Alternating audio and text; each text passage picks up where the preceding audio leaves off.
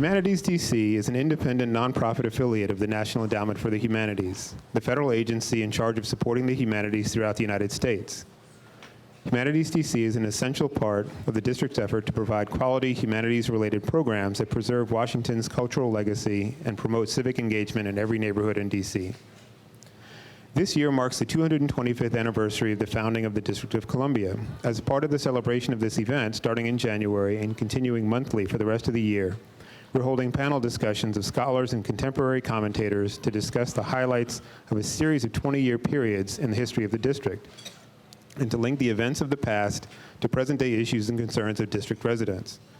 Humanities DC hopes to illuminate the often overlooked local history of the nation's capital and to define aspects of a unique contemporary culture of the district. Given the cultural and economic changes taking place in this city, we believe that reflecting on what our history has to teach us about the present is both timely and important. Today's topic is the District of Columbia Financial Responsibility and Management Assistance Authority, also known as the Control Board. The Control Board stripped Mayor Marion Barry Jr. of his authority and indirectly ushered in a younger, more technocratic generation of leadership. In the process, the Control Board and its intellectual heir, Mayor Anthony Williams, steered the district in the direction that it pursues today. The district is economically vibrant, safer, cleaner, and better run, but it suffers from the perception that the benefits have not reached all of its citizens.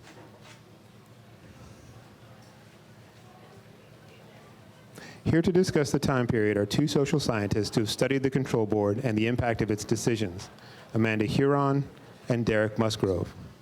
We are also fortunate to have a former member of the Control Board present, Joyce Ladner. I'm going to turn things over to our moderator, Pamela Perkins, to introduce herself and to allow the panelists to introduce themselves. But before I do, I'd like to introduce Lewis Hicks Jr. to talk about our grants program.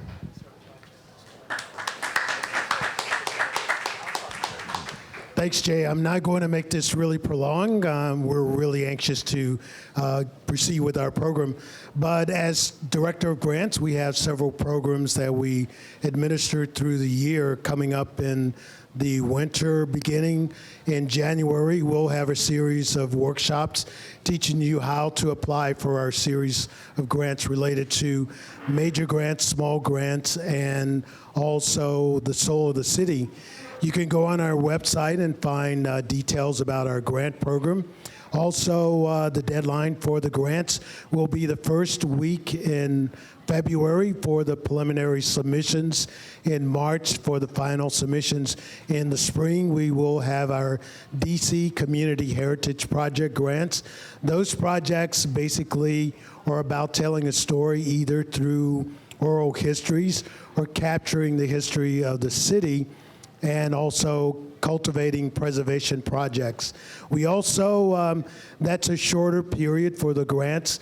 That culminates within 6 months, and at the end of the year in December, we will have a DC CHP showcase, which will be held in one of our grantees' venues.